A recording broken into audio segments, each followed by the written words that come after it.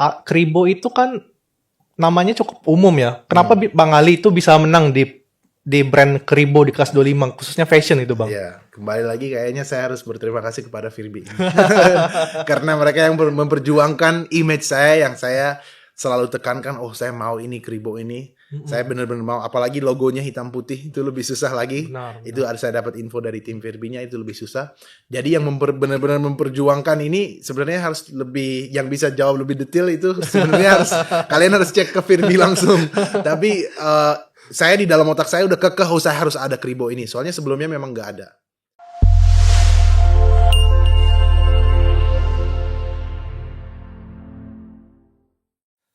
Hai semuanya, kenalin, saya Gino. Selamat datang di VB Podcast. Podcast ini akan menjelaskan semua hal tentang bisnis, brand, dan juga hukum.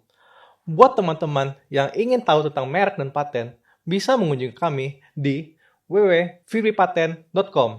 Dan jika teman-teman ingin berkonsultasi mengenai hukum, teman-teman dapat mengunjungi kami di konsultasihukum.co.id. Oke, langsung aja. Kali ini kita kedatangan salah satu YouTuber terkenal dengan subscriber yang mencapai 1 juta orang. YouTuber ini terkenal banget loh, sama alat musik yang namanya darbuka. Penasaran siapa dia? Yuk, langsung aja kita panggil Ali Kribo. Thank you very much, terima kasih banyak. Apa kabar Mas Ali? Baik, alhamdulillah. Gimana kabarnya Mas Gino? Baik Mas Ali. Enaknya dipanggil Mas Ali atau Bang Ali nih? Biasanya anak-anak, karena YouTube saya banyak, ibaratnya anak-anak muda biasanya Bang. Oh Bang, Bang oke Ali, Bang Ali. Ya, Oke. boleh Bang Ali, boleh aman. Bang Ali. Bukan orang Jawa soalnya. Oke, langsung to the point Bang Ali. Yes. Sekarang kegiatannya apa aja nih? Selain fokus di YouTube yang udah 1 juta subscriber. Ini alasan kenapa saya mulai YouTube itu sedikit karena bisnis juga, dan sedikit karena saya memang otaknya sebenarnya lebih kepada bisnis daripada dibilang musisi. Oh begitu. Jadi itu satu hal yang mungkin banyak orang nggak tahu. Tapi karena kalau mau sukses dalam musik, pasti harus ada mental bisnisnya atau mindset bisnisnya harus ada. Oh, I see. Iya. Oke. Nah, kan Mas Ali nih, subscribernya kan udah 1 juta nih. Iya. Sebenarnya susah nggak sih gedein channel YouTube dari 0 sampai sebesar ini? Kira-kira apa aja sih tantangannya? Boleh ceritain nggak Bang Ali? Oke, buat yang penasaran, ini pertanyaan yang banyak orang suka nanya kan. Susah sebenarnya sih enggak. Sebenarnya enggak susah. Yang susah itu sebenarnya konsistennya aja. Secara difficult sih enggak, cuman bagaimana caranya kita terus-menerus bisa kreatif. Oke. Itu yang susah sebenarnya. Karena untuk tetap kreatif dan nggak hilang daya kreatif dan nggak jadi monoton, itu yang sebenarnya bisa dibilang quote unquote susah. Jadi yang biasanya orang mikirnya itu tinggal bikin video atau tinggal ini, pasti ada waktu di mana kita jenuh. Bagaimana cara mengatasi jenuh itu dan tetap kreatif, itu yang bisa dibilang tantangannya di situ, ya. Buat saya itu, yang pengalaman saya seperti itu. Sempat drop banget sampai 2 atau 3 kali ya. Yang benar-benar kita harus bagaimana caranya ada gebrakan baru yang kreatif gitu. Itu yang bisa dibilang tantangan di situ, kreatif dan terus menerus nggak berhenti. Dan karena saya butuh waktu mungkin 5-6 tahun untuk sampai 1 juta. 5-6 tahun? Yes. Oke, cukup lama ya Mas? Iya, lumayan. Oke. Nah, berarti kan Mas Ali ini udah terkenal banget ya? Udah dikenal banyak orang, terus subscribernya udah 1 juta orang. Terus sekarang gimana sih cara Mas Ali menjaga nama baik itu supaya brand image-nya itu tetap terjaga Mas? Oke, jadi kalau terkenal banget sih menurut saya nggak terlalu sih ya. Tapi tergantung relatif ya, relatif. Jadi saya sebelum mulai YouTube, saya memang sudah main di band, ada 3 atau 4 band. Komunitas darbuka saya juga itu sudah jalan hampir 15 tahun sekarang. Jadi memang orang-orang sudah mulai tahu saya itu siapa, tapi sebenarnya itu generasi yang bukan di YouTube, generasi di atas mereka. Oke. Nah, jadi menurut saya ada bantuannya sedikit di mana orang-orang sudah tahu tentang saya tapi mungkin belum tahu sayanya. Nah, jadi misalnya nih, orang ini punya anaknya kasih tahu, ini saya lihat pemain darbuka di YouTube bla bla bla. Orang tuanya jadi ingat connect ke orang ini saya pernah lihat di waktu ini atau di band ini. Gitu. Jadi menurut saya terbantu di mana 100 juta subscriber pertama. Mm-mm. Karena dalam 1 tahun saya sampai 100 juta, 100.000. 100.000. 100.000 Oke. subscriber di 1 tahun Mm-mm. pertama. 1 tahun. Untuk 100.000 ke 1 juta itu butuh 5 tahun. Jadi 100.000 pertama itu lumayan cepat bisa dibilang. Karena 1 tahun 100.000. Dari saya mulai sampai 1 tahun itu 100.000. Memang target saya waktu itu segitu. Karena dapat, oke, berarti ini tandanya bahwa saya benar-benar fokus di YouTube. Nah, untuk orang-orang kenal saya untuk jaga image itu sebenarnya image-nya sudah terbentuk. Oke. Karena orang udah tahu tentang komunitas Derbuka ini. Mm-mm. Saya juga udah main di beberapa band. Jadi untuk jaga itu ya stay true apa yang kamu suka atau niche market kamu apa ya kamu stay di situ, jangan terpengaruh sama orang lain kayak gimana, yang trending apa ya. Kalau memang ada suatu trending ya kamu bisa ambil, tapi harus bikin warna sendiri, harus di casing dengan style sendiri. Jangan sampai kita, wah yang lain pada kayak gini ya udah saya ikut gitu, jangan. Kalau mau ikut idenya boleh, kita adjust, terus kita kasih yang baru kita ikut tren boleh. Dengan cara seperti itu. Kalau kita cuma mengikut ya jadinya follower aja.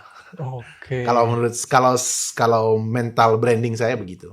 Harus ada sesuatu yang beda. Nggak boleh plek mengikuti atau tren itu harus bisa diolah ulang gitu.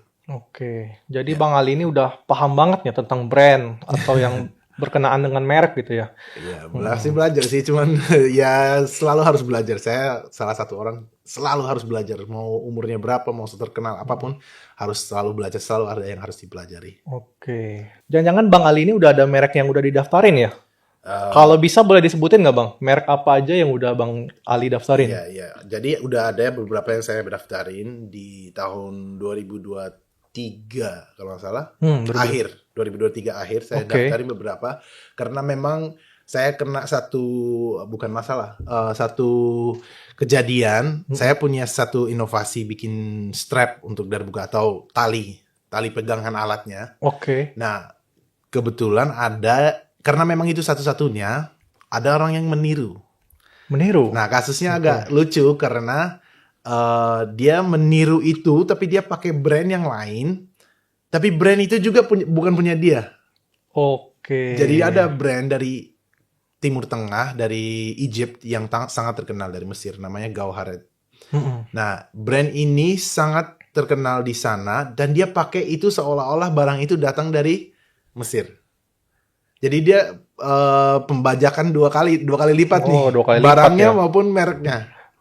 Jadi di situ saya mulai mikir, wah ini sesuatu yang harus saya jaga. Bagaimana caranya? Memang sebelumnya pernah, tapi itu kayak dorongan terakhir lah. Oke, saya harus registrasi paten ini. Sempat konsultasi sama beberapa orang, tapi yang jawabnya paling cepat dan paling cocok buat saya itu waktu saya ngobrol di Instant Patent yang punyanya Virbi ini kan. Nah di situ saya ajak ketemu ngobrol, enak, oke, bisa ketemu, oh ya jawabannya customer service-nya sangat bagus. Akhirnya saya langsung ketemu. Nah di situ ngobrol, baru di situ oke, baiknya saya ternyata di situ ada beberapa yang saya harus registrasi. Nah di situ saya registrasi Kribo. Yang sudah keluar sertifikat Kribo. Terus saya punya usaha sama kakak saya satu lagi namanya LES untuk Language Education Solution. Untuk education juga, tapi ini lebih kepada languages. Terus satu lagi di Ali Beats, itu yang khusus alat musik gitu. Jadi udah 3 itu yang sudah terdaftar dan sudah jadi pegangan saya sekarang. Jadi kesimpulannya Bang Ali ini daftar merek di mana nih Bang? Ya, kembali lagi ke tempat ini. Makanya saya diundang di sini, dia pinter orangnya. Jadi sekaligus jadi saya di Virbi waktu itu saya datang, tapi memang karena memang punya anak perusahaan banyak kan, tapi saya carinya awalnya di Instant Patent itu. Tapi yang saya salut banget itu customer service-nya, jam berapapun dijawab, dan ilmu atau konsultasinya itu sangat bisa mengakomodir kepada penanya. Soalnya sebelumnya saya nggak tahu apa-apa tentang paten, nggak tahu harus kemana. Tapi dengan chatting aja dengan Virbi ini, saya langsung dapat informasi yang saya butuhkan, sangat jelas. Abis itu konsultasi, di situ langsung take down. Tanda tangan beberapa paket satu. Memang penjualnya juga jago ini. Marketingnya bagus. Jadi itu langsung 3 atau 4 merek satu hari itu. Iya gitu. First time tapi langsung 4. Nah dari 4 merek ini apa aja nih Bang produk yang udah Bang Ali daftarin, terus yang udah keluar sertifikatnya nih Bang? Oke, yang udah keluar sertifikat 3 itu yang LES, Language Education Solution. Oke. Kribo itu untuk merek saya sendiri sebenarnya, dan juga ada sertifikat untuk Kribo ini sudah keluar, LES sudah keluar, dan juga Ali Beats untuk alat perkusi yang saya jual. Dan memang strap saya yang sekarang juga lagi paten, apa namanya? Yang paten, bukan paten merek, tapi paten Desain industri. yes, desain industri. Oke. Ya, saya berharap sebentar lagi itu keluar juga. Cuma Iya. desain industri Semoga Iya, ya. semoga. Karena itu penting banget. Itu karena titik pertama kenapa saya paten semua ini gara-gara itu, yang kasus itu. Oh iya iya. Dia orang tiru benar-benar 100% plak tiru. Yang Egypt tadi ya Bang? Yes, Oke. tapi dia jualnya di Malaysia. Tapi memang dari Indonesia. Akhirnya setelah saya telusurin, makanya saya bilang amanin dulu di Indonesia, nanti ini iya, pabriknya benar. langsung kita cegat. Kirim polisi. Jadi kan Kribo itu udah semacam ikon ya Bang? Yes, memang dari saya muda, karena nama saya itu sebenarnya Ali depan belakang. Ali. Ya, jadi untuk orang mengingat itu susah sekali karena banyak orang namanya Ali. Kedua itu cari tag di Instagram itu setengah mati. Akhirnya saya cari sesuatu bagaimana, kenapa Kribo? Karena saya memang keturunan Afrika. Ayah saya Amerika Afrika. Oke. Dan jadi Kribonya datang dari sisi itu. Bagaimana caranya saya bisa mendapat satu brand yang dia ada identitas saya. Kribo itu kan Afro. Saya nggak mau Ali Afro itu nggak ada Indonesianya. Sementara saya besar di Indonesia. Oke. Jadi ada Kribo itu walaupun itu ada Afronya, ada Indonesianya, ada identitasnya. Jadi pas banget udah dapat Kribo itu. Makanya saya langsung daftarin itu. Oke. Terus dari 4 merek itu, kenapa Bang Ali pilih-pilih nama-nama itu Bang? Boleh tahu nggak Bang cerita? Bisa diceritain nggak Bang? Apa aja alasannya Bang? Ya, oke. Jadi Ali Beats itu saya mau bikin sedikit beda daripada Kribonya, karena itu sebenarnya dua identitas yang beda. Kribo ini kan lebih kepada content creator, entertainer, dan juga sebuah brand saya sendiri. Sementara Ali Beats ini bisa menjadi terpisah dari saya dalam arti bukan saya sendiri. Dia bisa menjadi alat musik. Nah, kenapa saya nggak namain Kribo Beats atau apa gitu? Karena memang itu saya rencananya benar-benar murni musik, nggak ada campuran kepada yang lain. Karena Kribo ini dia akan suatu hari akan lebih kepada olahraga juga. Karena saya memang sekarang sangat 2-3 tahun terakhir ini sangat saya mulai coaching, sudah lisensi dan lain sebagainya untuk melatih. Kemarin di 2022 melatih timnas amputasi, sepak bola amputasi sebagai pelatih fisik. Pelatih fisik. Khusus pelatih fisik. Jadi saya cari nama Kribo ini yang bisa mencakup semuanya dari yang saya lakukan. Benar. Oke. Jadi itu benar-benar branding diri sebenarnya. Ali Beats baru untuk musik, baru Les ini yang Language Education Solutions saya pakai khusus untuk bahasa. Jadi pemilihan namanya itu harus benar-benar sesuai dengan vision ke depannya. Oke. Sebenarnya menurut Bang Ali, apa sih pentingnya daftarin merek-merek itu Bang? Oke, ya seperti saya bilang tadi yang strapnya itu. Jadi kalau kita nggak hati-hati, pasti Virbi Group atau orang-orang yang tahu brand pasti banyak yang tahu tentang kasus-kasus yang terkenal tentang nama itu menjadi masalah ketika kita mau menjual atau kita mau branding satu tempat atau satu alat dengan brand itu. Kalau kita nggak punya haknya kalau misalnya kita nggak daftarin patennya atau kita nggak daftarin secara hukum. Jadi benar-benar harus ya secara logis aja itu benar-benar harus wajib kita lakukan. Mau nggak mau itu secara hukum kita harus ada. Kalau nggak kita nggak punya hak untuk memakai brand atau nama tersebut. Itu yang ya sebenarnya orang yang serius ya wajib mau nggak mau. Ini bukan pilihan sebenarnya. Yeah. Nah ngomong-ngomong Bang Ali, gimana sih cara Bang Ali dapetin 1 juta subscriber? Kali aja nih, ada penonton kita yang mau jadi YouTuber juga nih Bang. Oke. Kalau mau jadi YouTuber, intinya adalah yang nomor 1 yang saya selalu bilang, jangan untuk mengejar subscriber atau AdSense. Pastikan orang mikir, wah YouTuber 1 juta subscriber, AdSense-nya banyak nih, uangnya banyak. Saya juga mulai YouTube itu nggak pernah karena memang kalau dapat uang sekaligus nggak ada yang nolak kan pasti. Iya benar. Cuman kalau misalnya dia intinya untuk itu bakal susah. Harus ada niat yang lebih besar daripada cuman mencari hasil. Karena ada waktu di mana itu akan turun banget. Bagaimana kita akan menerus? semangatnya dari mana, dan harus sesuatu yang kita passion, yang kita benar-benar suka melakukan. Kalau kita suka melakukan, kita nggak akan merasa keberatan. Bayangin Mas main apa ya, sesuatu, punya hobi baru. Selama 6 tahun, kalau benar-benar itu nggak hobi, pasti itu akan hilang. Orang yang suka sepedaan tiba-tiba gara-gara temennya sepedaan, 1 tahun maksimal 2 tahun dia udah nggak main lagi. Nah bayangin saya udah 6 tahun ini bikin YouTube, dan kenapa saya bikin YouTube? Untuk menyebar ilmu bagaimana cara main daruk buka. Bagaimana caranya? Ya pertanyaan why saya pas bikin YouTube. Why? Kenapa saya bikin YouTube? Karena saya mau kasih ilmu yang bermanfaat kepada orang-orang di daerah yang nggak sempat ketemu saya, yang sering DM, sering minta ini tutorial ini. Ya ini cara paling cepat untuk dapat manfaat untuk mereka. Jadi kalau saya nggak dapat hasil apapun, minimal at least ada manfaat untuk orang lain, dan itu akan menjadi hasil buat saya secara mungkin nggak ekonomis, tapi secara benefit amal baik begitu pasti ada. Jadi pemikiran saya biasanya selalu ke why-nya. Kenapa saya melakukan? Pasti nggak karena uang, karena kalau untuk itu nggak bakal lama. Jadi kalau ada yang mau bikin YouTube, silahkan, tapi cari sesuatu yang kamu sangat passion, sangat niat dan hobi untuk hal itu. Dan seharusnya kamu sebelum YouTube, kamu udah melakukan ini. Karena kalau mulai pas YouTube, kemungkinannya kecil untuk sukses. Kedua, konsisten itu. Konsisten terus, kreatif terus, seperti saya bilang di awal. Kreatif terus, konsisten terus. Dan terakhir, ya harus ada why yang lebih besar daripada hanya duniawi saja. Menurut saya gitu. 3 itu sih. Kalau ada 3 itu pasti akan jalan. Iya, oke Bang. Nah, kita throwback lagi nih Bang Ali. Sebenarnya apa sih awal mula yang bikin Bang Ali ini pengen ngebentuk channel YouTube itu Bang? Terus gimana cara Bang Ali mempertahaninnya sampai sekarang? Kan sekarang udah 1 juta subscriber nih Bang. Gimana cara mempertahaninnya Bang? Ya, harus kita benar-benar, you have to like what you do. You have to like what you do. If you don't like it, mustahil. Kita nggak bisa maksain diri untuk terus-menerus melakukan sesuatu, apalagi kalau lagi nggak ada hasil.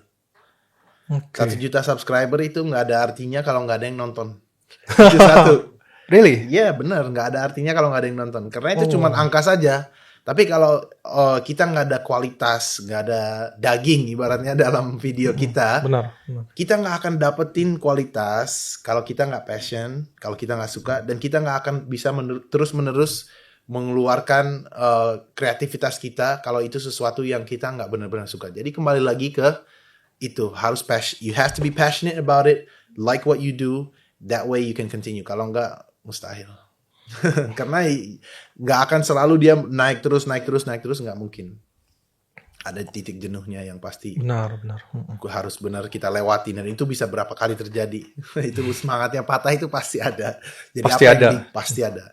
Jadi harus ada sesuatu yang walaupun saya punya YouTube atau enggak, saya tetap akan lakuin ini. Nah, kalau pertanyaan itu bisa dijawab dengan iya, jalankan. Itu aja. Oh, gitu. Ya, basically itu. Ya. Nah, Bang Ali, sekarang kan kita tahu Bang Ali udah punya brand yang namanya Kribo. Terus juga udah dapat sertifikat nih Bang. Boleh cerita nggak Bang, produk Kribo itu apa aja sih Bang?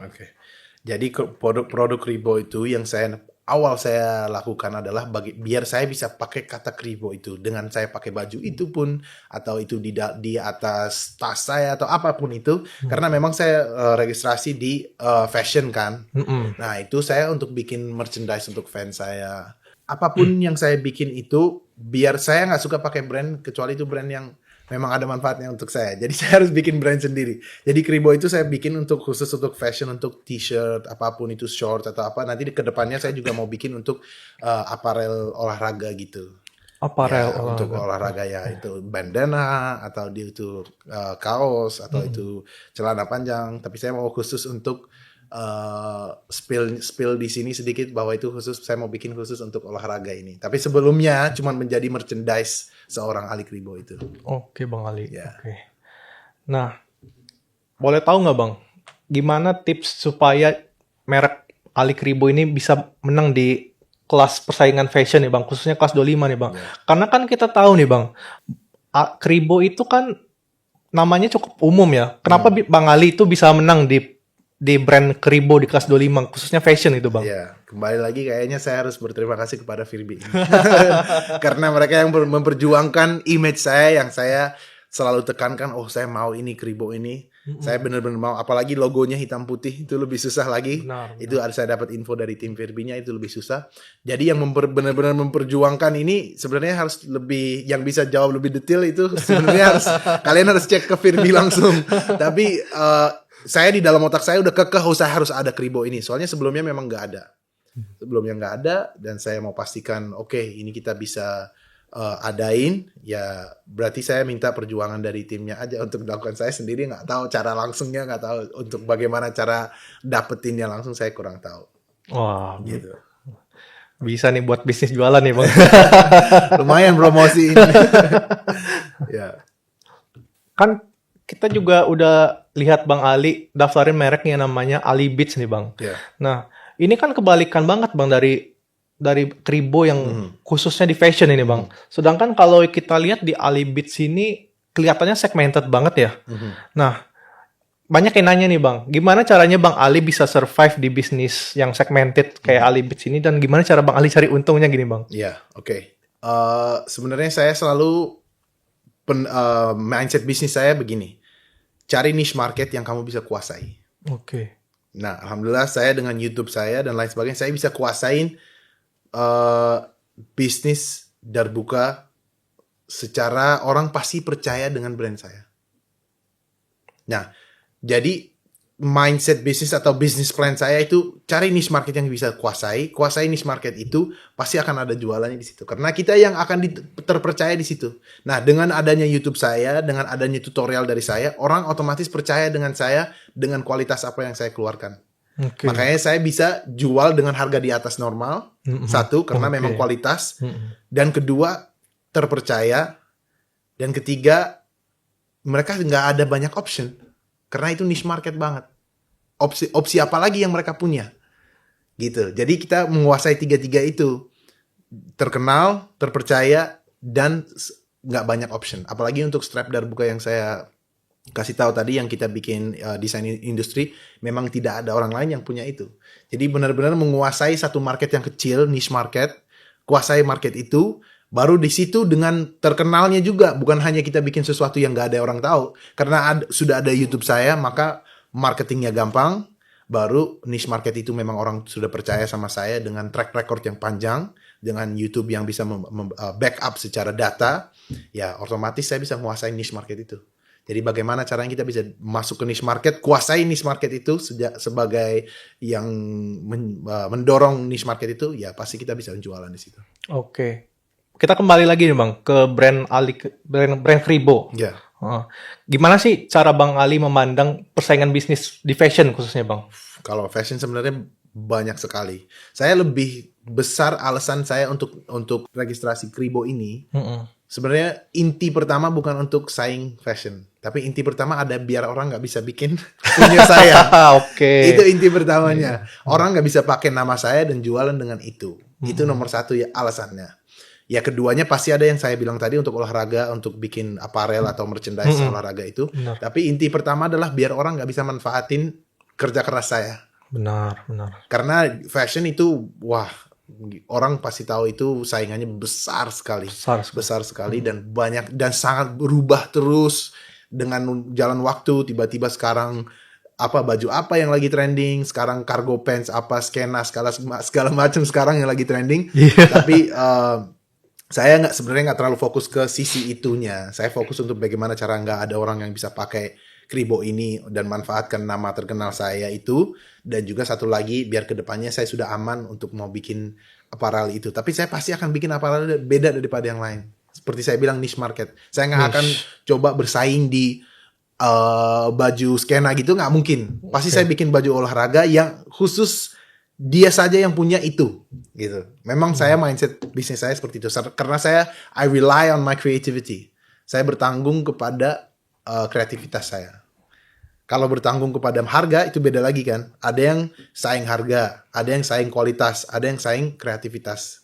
Kalau saya di yang ketiga ini, bersaing di kreativitas. Oh, jadi beda Kribo itu, beda fashion Kribo dengan fashion merek yang lain tuh khususnya di mana Bang? Di kreativitasnya itu. Di kreativitasnya, Yes. Oke. Jadi saya nggak bersaing secara harga, no way. Nggak mungkin. Saing secara kualitas bisa, cuman itu nggak terlalu make sense buat saya. Lebih bagus saya yang di kreativitas karena itu yang lebih saya tahu. Saya sebagai orang kreatif ya sangat bisa bertanggung kepada itu. Jadi ya saya bersaing di kreativitas. Siapa yang bisa bikin baju sekreatif yang saya bikin dan juga dengan manfaat yang beragam dan lain-lain gitu. Oke. Ya. Oke, Bang Ali. Bang Ali ini kan terkenal banget nih, jago banget main darbuka. Semua orang tahu kalau yang namanya darbuka pasti ingatnya Bang Ali nih sekarang nih. Nah, Alhamdulillah. sebenarnya darbuka itu apa sih, Bang? Oke. Terus apa yang bikin Bang Ali itu senang main darbuka, Bang? Ya, jadi saya memang di mobil selalu saya taruh satu alat darbuka. Oke. Karena memang itu pertanyaan yang semua orang pasti tahu. Karena memang darbuka itu walaupun saya terkenal di darbuka, masih banyak orang nggak tahu. Jadi daripada kita nggak tahu, saya kasih lihat langsung ya. Oke. Oke, jadi Eh, ini namanya darbuka. Sebenarnya banyak namanya. Karena goblet drum seperti ini di banyak negara ada. Maupun di Indonesia pun ada Tifa namanya di Papua. oh, ada. Tapi ya, namanya goblet drum itu bentuk alat yang begini. Ya. Jadi ini namanya goblet drum. Tapi aslinya ini dari Timur Tengah dan Afrika Utara. Semua Timur Tengah Afrika Utara pakai ini. Kebetulan di Indonesia ini identik dengan Islamic music. Benar, selawat ya, Bang. Tapi di luar negeri ini tidak. Ini alat seperti umumnya kayak drum. Drum bisa dipakai untuk musik apapun. Nah, ini alat pokok mereka di Timur Tengah dan Afrika Utara. Oke. Ya, jadi namanya darbuka. Darbuka ini salah satu nama dari awalnya saya juga nggak tahu sebenarnya. Tapi di Turki dipakai, ada yang bilang derbake Derbake. dengan kata-kata logat yang beda-beda. Ada yang bilang tabla. Di Amerika justru namanya dumbek. Nggak tahu itu. Dumbek. Datang dari mana nggak tahu. Di Indonesia pun ada yang bilang ketimpung. Ketimpung. Ada yang bilang juga terus kalti. Di Jawa ada yang bilang ini kalti juga. Tapi ini versinya ada yang beda-beda. Ini ada yang bautnya di luar, ada yang terbikin dari kayu, ada yang kecil, ada yang dari aluminium yang tipis kecil. Jadi variasinya beda. Seperti gitar kan banyak, ada yang elektrik, ada yang akustik, ada yang besar, ada yang kecil, ada ukulele, gitu-gitu. Ya, sama seperti itu. Jadi variasinya banyak. Tapi nama yang saya paling suka itu darbuka, dan itu nama yang komunitas kita pakai juga, yang sudah kita registrasi juga sebagai perkumpulan. Oke. Jadi ini namanya darbuka. Darbuka ini kenapa kita pakai kata darbuka? Karena nyambung artinya. Begitu pukulan pertama, semua pintu-pintu kebuka gitu. Filosofinya sedikit. Ya, jadi ya memang di rumah saya sudah banyak seperti ini. Darbuka saya udah punya banyak dan saya juga udah produksi juga. Makanya saya registrasi Ali Beats itu. Nah, makanya strap yang saya bicarakan tadi, yang inovasi desain industri yang saya bikin yang ini. Oke. Ya. Jadi ini bisa dipakai pas berdiri. Sebelumnya kan nggak bisa. Karena ini kan pegangnya di samping. Bagaimana kalau kita berdiri pasti jatuh kan, nggak ada tumpuhannya. Oh iya. Jadi saya bikin strap ini karena saya mengalami seringkali ada yang mau pas pernikahan mau diarak, ya bahasa Indonesianya kan, diarak atau dikirap. Kirap pengantin pakai darbuka. Nah, sekarang sudah banyak. Terus ada parade-parade di mall pas bulan puasa pakai darbuka. Bagaimana caranya kalau memang dia harus pegang satu tangan, main satu tangan nggak maksimal. Iya, jadi sebenarnya harus main dua tangan gitu. Jadi darbuka bentukannya seperti ini, dan penonton nanti pasti bisa cari tahu tentang darbuka. Kalau mau belajar juga bisa langsung tuh Ali Keyboard Channel. Promosi ya, Bang. Sedikit. Nah, mumpung Bang Ali nih lagi bawa darbuka, boleh dong Bang kita dengerin Bang Ali main darbuka nih. Kita kasih cicipan sedikit. Boleh. Jangan banyak-banyak. Jadi basic soundnya itu ada yang low, ini bisa dibilang low-nya, ada high-nya, terus ada pukulan mid-nya lah, slap-nya. Ya, jadi kalau lagu-lagu sholawat, lagu-lagu qasidah itu sering kali pakai beat yang 4/4. Kalau orang musik pasti tahu 4/4 itu apa. Jadi dia kayak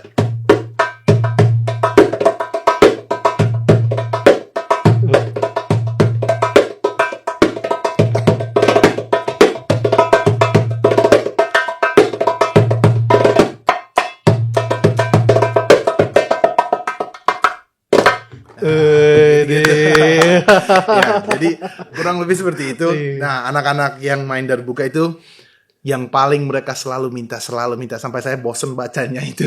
Bang, roll gimana roll? Jadi sebenarnya roll itu ada banyak cara. Jadi yang mau tahu, saya kasih tahu roll itu seperti apa. Jadi nanti kalau mereka mau belajar bisa belajar. Roll itu ada yang banyak, ada triplet roll, ada yang quadruple roll. Tapi saya kasih lihat sedikit yang seperti begini.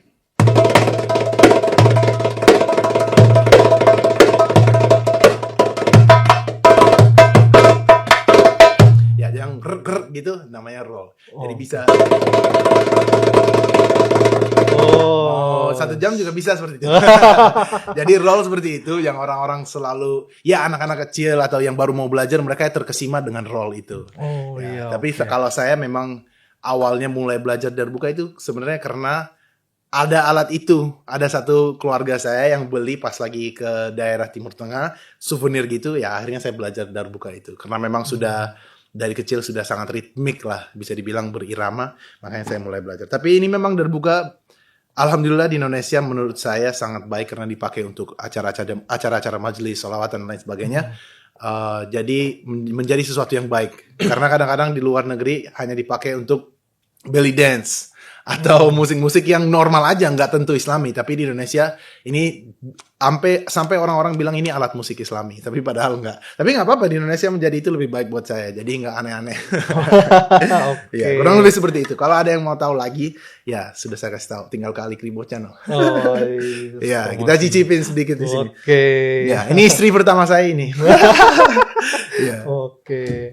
Nah, Bang Ali, kalau di Indonesia gimana sih Bang Ali memandang, ada nggak sih persaingan tentang darbuka, Bang? Kalau tadi kan fashion itu persaingannya cukup ketat nih, Bang. Iya. Kalau darbuka gimana sih, Bang? Kalau Abang memandangnya di Indonesia?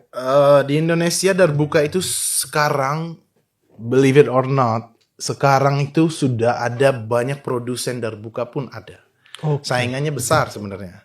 Tapi kenapa saya bisa tetap berjalan terus? Karena saya tahu, karena dari awal salah satu pionir kalau di dalam bikin tutorial pertama bahasa Indonesia yang baik dan bagus di YouTube saya. Jadi saya sudah masuk duluan, akhirnya persaingan dengan saya sendiri tidak terlalu parah. Tapi kalau bicara persaingan darbuka yang di level lokal itu sangat ketat. Sangat ketat. Karena mereka banyak produsen yang bikin branding sendiri, bikin sendiri, ini percussion. Nah, karena saya memang duluan, orang sudah terkenal saya duluan, ya saya nggak ikut campur dalam war itu atau dalam battle itu. Tapi persaingannya lumayan kuat sekarang. Sekarang sudah ada mungkin 25 sampai 30 merek di Indonesia yang menjual darbuka. Selain Bang Ali? Ya, Oke. yang jual alat itu dan produksi di Indonesia. Dulu nggak ada yang produksi di Indonesia. Nah, sekarang sudah ada produksi makanya kita udah punya komunitas ini 15 tahun. Sejak 10-12 tahun yang lalu sudah ada yang produksi dan kualitasnya sudah mulai menyaingi standar luar lah. Tapi bukan yang terbaik, bukan. Tapi maksudnya kalau kita ambil produk lokal paling bagus sama produk standar luar, sudah bisa menyaingi. Ya, itu sesuatu industri yang sudah terbentuk dari komunitas kita sebenarnya. Oke. Kalau kita bicara kreatif ekonomi ya. Oke, Bang. Nah, Bang Ali, sebenarnya darbuka itu apa hanya bisa untuk lagu-lagu di Timur Tengah atau sebenarnya bisa nggak sih buat lagu di Indonesia gitu, Bang? Sebenarnya bisa, cuman dia ada satu kecepatan tempo, satu tempo yang dia biasanya lebih masuk ke situ. Saya pernah kolaborasi sama lagu Indonesia, pernah kolaborasi dengan lagu rock, pernah kolaborasi dengan bandnya Ahmad Albar siapa? God Bless. God Ya, Bless. God Oke, Bless. God Bless. Pernah saya recording untuk God Bless. Pernah recording untuk iklan. Oke. Iklan waktu apa itu ya? Lupa brandnya. Iklan juga pernah. Recording pentas juga dengan Ahmad Dhani pernah. Udah berapa kali, justru udah lumayan sering. Ya setahun 2 kali lah pentas di situ. Jadi sangat masuk. Tergantung style musiknya aja. Dia bisa nggak mengkolaborasikan dengan enak. Karena dia nggak segampang itu untuk masuk kemana-mana. Nggak terlalu gampang. Tapi pasti bisa. Ya, jadi ada lagu, kalau nggak salah, saya sendiri belum pernah main itu, tapi komunitas saya pernah main untuk lagu Mulan Jamila kalau nggak salah, yang makhluk Tuhan Seksi. yes, Oh, ya, iya. dia pernah main di situ. Jadi kalau ada lagu itu dia sering kasih minta pemain darbuka dong untuk pentas di sini. Oh. Terakhir kalau nggak salah bulan Agustus tahun lalu. Terus pernah saya pentas sama Ahmad Dhani di Malaysia pakai darbuka, lagu-lagu dia semua. Karena Malaysia waktu itu ketentuannya mereka nggak mau alat musik melodi. Oke. Jadi mereka minta Ahmad Dhani datang benar-benar dengan perkusi sama akapela. Oke. Ya, saya main sama dia. Jadi sebenarnya masuk aja asalkan kita bisa menggabungnya lah. Ibaratnya kayak makanan apa ya? Mungkin rendang. Nggak mungkin kita makan rendang sama mie gitu kan aneh. Nah, Ya, tergantung kita bisa bagus nggak chefnya ini bagus Iya, nggak gitu tergantung aja. situasi juga Iya, ya, Bang. iya. Jadi dia sifatnya sebenarnya bisa dipakai dimanapun, asalkan yang bikin musiknya itu dia jago dan tahu caranya itu aja. Tergantung beatnya juga ya, Bang. Yes, tergantung komposisi lagu dan lain-lain. Bagaimana cara memasukkan rasa itu ke dalam menu tersebut. Jadi sebenarnya kalau di genre pop pun masih masuk ya, Bang? Masih masuk. Oke. Tapi nggak mungkin dia masuk ke lagu-lagu pelan. Kan pop banyak yang pelan, yang merdu tentang cinta itu agak susah karena dia ciri-cirinya itu agak cepat musiknya. Benar. Gitu. Tapi kalau pop di Timur Tengah semua pakai itu. Oh iya, semuanya Timur Tengah popnya pakai itu. Ya. pakai darbuka semua ya, Bang. Tapi kalau Indonesia mungkin cenderungnya lebih pelan temponya. Kalau pelan temponya menurut saya agak lebih susah untuk dimasukkan darbuka di situ. Ya. Oke. Jazz juga sering juga saya. Idang Rasidi kalau ada yang tahu, rahmatullah alaih. Kita pernah main sama dia beberapa kali di Java Jazz pernah, lain sebagainya. Nah, oke. Nah, kan Bang Ali dari cerita Bang Ali nih udah sering kerjasama nih, Bang, sama tim-tim lain nih kayak Ahmad Dhani gitu kan, sama Ahmad Albar. Sebenarnya gimana sih Bang Ali cara mencari klien supaya bisa kerjasama gitu, Bang? Apa syaratnya gitu, Bang? Nggak tahu, itu lumayan susah juga. Sebenarnya saya bisa kenal sama Ahmad Dhani misalnya itu awalnya dari mana ya? Manajernya. Oh, jadi ada pemain keyboard yang biasa dipanggil manajernya Ahmad Dhani. Ahmad Dhani minta, oh tahu nggak pemain darbuka? Baru dia hubungin saya. Jadi sebenarnya nggak ada jalur kayak, oh kamu harus kesini terus registrasi. Bukan paten, bukan. Jadi dia bener-bener ya sesuai rezeki mungkin. Karena saya nggak tahu bagaimana cara saya kenal sama banyak orang kayak gitu, nggak tahu. Ya pasti dengan nama yang terkenal juga. Tapi ya mereka tahu dari mana juga saya kadang-kadang nggak tahu. Ada yang hubungin, nggak tahu dia tahu dari YouTube, dari temennya dia atau apa, kan saya nggak isi formulir kayak di restoran, nggak tahu dari mana, dari temen, dari Instagram atau dari itu, nggak ada formulir kayak gitu. Jadi saya nggak tahu dia tahu saya dari mana, kadang-kadang saya nggak tahu. Jadi ya kembali lagi ke rezekinya pasti, dan ya kita baik dalam melakukannya pasti akan ada yang datang untuk minta. Oke. Gitu. Ya. Nah, jadi dari cerita Bang Ali nih, menurut Bang Ali paling enak main darbuka itu di mana, Bang? Bareng siapa gitu? Good question. Kolaborasi yang paling berkesan, Bang. Paling berkesan. Ouch. Kolaborasi sama nama-nama besar ya. Benar. Kayaknya waktu main sama Ahmad Dhani di Malaysia kayaknya. Oke. Itu karena konsep beda. Bukan style Ahmad Dhani yang normal dan juga bukan Dewa kan. Ini Ahmad Dhani khusus dan dia bikin kita recording ulang loh. Semua lagu dia 8 lagu. Karena nggak boleh ada bass, keyboard, gitar, nggak boleh. Jadi dia menyetujui ini, dia bilang ke saya langsung karena saya suka tantangan baru katanya. Oh, iya. Jadi dia recording ulang semua lagu dengan backing vokal perkusi. Ada pemain perkusi 4, pemain drum 1, backing vokal 4 sama beliau. 10 orang di panggung. Jadi itu mungkin sesuatu yang paling berkesan. Kita berangkat semua bareng-bareng ke Malaysia, main di sana, acara yang sukses, alhamdulillah. Ya mungkin itu salah satu yang terkenal yang berkesan secara kolaborasi ya. Karena sesuatu yang baru. Dan dia habis itu katanya mau bikin satu album khusus itu, perkusi sama backing vokal tanpa alat musik. Ya kita tunggu aja tanggal tayangnya. Oke. Ya. Nah, dari lagu Ahmad Dhani nih, Bang. Mana yang paling nyambung sama permainan Bang Ali nih waktu di Malaysia kemarin? Yang mungkin yang saya paling suka ya, lagu yang saya paling suka Satu. Apa tuh, Bang? Nama lagunya Satu. Oh, Satu. Oke. Ya, nama lagunya Satu. Itu salah satu yang saya paling suka liriknya juga. Dan waktu saya main itu paling yang saya terngiang-ngiang di otak yang itu. Oke. Iya, Oke. iya. Kalau Valentine, itu bagusnya lagu apa bang? Kalau untuk berbuka, bisa Tanggal nggak bang? 14 Februari nih. Iya. Waduh. Orang-orang bucin pada nanya. Benar. Kalau di musik Arab sebenarnya banyak banget yang sangat-sangat romantis ibaratnya ya. Mm-mm. Eh, yang terkenal juga di dunia salawat, ya biasanya kalau ada penyanyi salawat dia cover lagu-lagu seperti itu. Mm-mm. Ada bahasa bahasa Arab doang kalau saya tahu, kalau bahasa Indonesia Valentine apa nama lagunya? Em, Apa tuh bang? dia penyanyinya namanya Shirin. Shirin. Ya, Sherin. Shirin dia sangat terkenal. Lagu dia baru mungkin akhir tahun lalu terkenal untuk lagu romantisnya dia. Itu bukan lagu religi, itu khusus tentang percintaan. Dan itu sangat terkenal. Mungkin kalau ada yang mau cari tahu, cari nama itu aja di YouTube, pasti banyak yang cari yang berjuta-juta viewsnya, itu pasti ada di situ. Jadi kalau mau tahu tentang lagu-lagu yang ada dari buka yang romantis, cari artis itu, Shirin. Shirin. Yes. Oke. Nah, Bang Ali, bentar lagi kan Ramadan ini bang. Yes. Nah, sebenarnya menurut Bang Ali apa sih momen yang paling berkesan pas bulan Ramadan ini bang? Saya 4 atau 5 tahun terakhir, justru sebenarnya 2018 mulai, tapi sempat berhenti karena COVID. Saya justru sering banget main di mall. Main di mall. Yes. Kenapa tuh bang? Sebelum buka puasa dan sesudah. Jadi mallnya itu merasa sebagai suasana, kan tahu sendiri kalau mall itu kan cari momen yang lagi apa. Kalau lagi Imlek ya semuanya Cina gitu. Kalau bulan puasa ya kita manfaatin itu untuk kita main sepanjang bulan puasa itu pasti di weekend ada di mall. Entah itu di Jakarta Pusat, sampai pernah ke Jogja, dan insya Allah tahun ini juga ke Jogja juga, Solo juga, mungkin Bali, tapi semuanya di mall.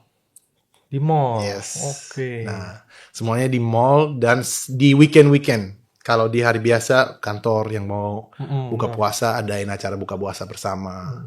Nah, kalau misalnya di mall biasanya di lobi utama ada panggung, ya main di situ. Jadi saya bulan puasa itu lumayan padat karena bisa 2 kali sampai 3 kali satu hari main bisa. Oh. Ya, jadi saya bulan puasa itu full kerja, bukan baru habis bulan puasa baru ada senggangnya sedikit. Jadi benar-benar tidurnya itu pasti aneh karena kan malamnya pasti nggak habis makan, habis apa, nggak capek kan.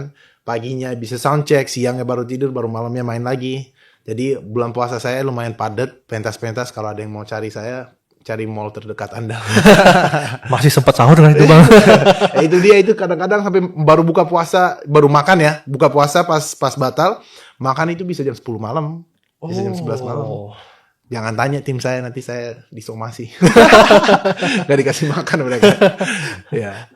Oke Bang Ali, lagi-lagi nih bang, subscriber abang kan udah nyampe 1 juta nih bang.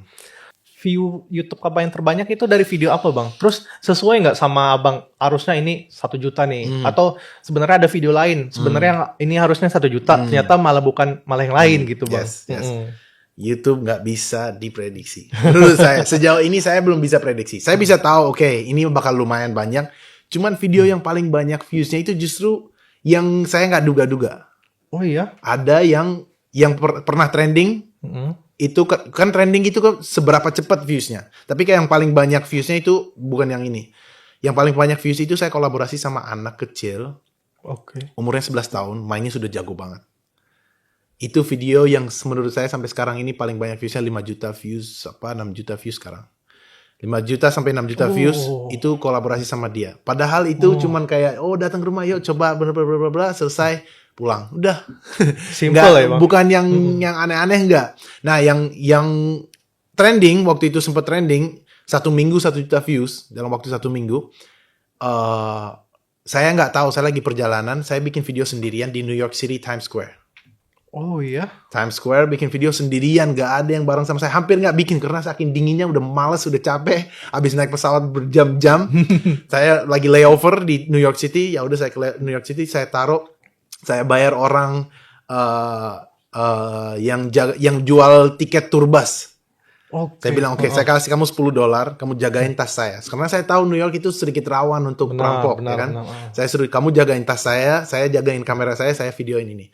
Ada barricade. Tahu kan yang pagar-pagar besi itu untuk polisi jaga ini? Oh iya, benar. Saya kasih gurita, tripod gurita untuk darbuka saya taruh di situ. Nggak tahu itu suaranya dari mana. Oh iya, saya record di HP, taruh HP di kantong.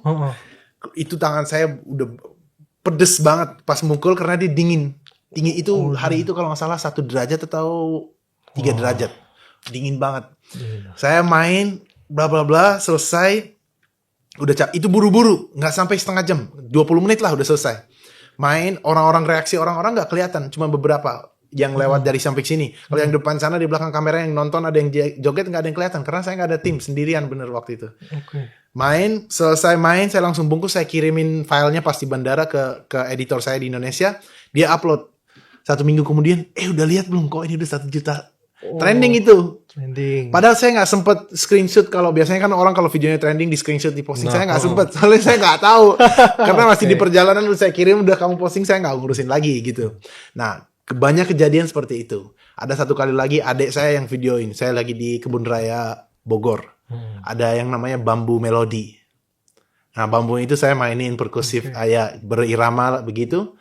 Tiba-tiba trending. Nah, hal-hal kayak gitu nggak bisa ditakar sebenarnya. Kita harus terus kreatif, selalu lakukan walaupun kita males, lakukan saja. Pasti ya ada yang akan naik, ada yang enggak. Dan kadang-kadang saya pikir, wah ini pasti pecah nih. Nggak sama sekali. Itu ada. Di luar ekspektasi ya. Luar ekspektasi. Memang netizen ini agak aneh. Ya. Nah, oke Bang Ali. Nah, mungkin ada yang nanya nih Bang Ali. Sebenarnya kalau mau ngundang Bang Ali itu gimana sih? Terus gimana caranya buat booking ngundang Bang Ali buat main gitu Bang? Oke. Jadi ini yang penting nih, penting banget nih. Jadi kalau ada yang mau hubungin saya bisa langsung ke manajer saya. Itu informasi kontaknya ada di Instagram saya maupun ada di kalau di googling juga ada. Di websitenya juga ada. Tapi kalau ada yang mau ngundang bisa langsung ke manajer saya, langsung tektok, langsung eksekusi. Tapi yang paling gampang sih lewat sosmed lah. DM saya langsung juga bisa, langsung dioper dan lain sebagainya, nggak masalah. Jadi sekarang sudah era DM, nggak usah pakai email. Jadi email jangan. Email itu udah nggak zaman. Nah. DM atau bisa langsung ke WA yang ada di Instagram saya ataupun di TikTok pun ada. Jadi jalur manapun yang penting sudah tahu nama Ali Kribo, googling pasti bisa dapat ketemu. Nah, dicatat ya teman-teman. Ya, kalau mau nomor teleponnya enggak.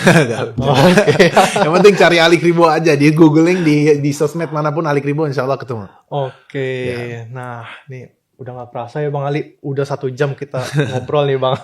Padahal masih banyak banget nih yang mau aku tanyain nih Bang Ali. Ya udah deh, segitu aja dulu kali ya. Jangan terlalu banyak biar pada datang lagi, subscribe lagi ke sini. Nah, terima kasih buat teman-teman yang udah ngunjungin kami di Firbit Podcast. Sampai jumpa di Firbit Podcast lainnya. Jangan lupa like, komen, dan subscribe. Terima kasih dan sampai jumpa. Peace. Wassalam.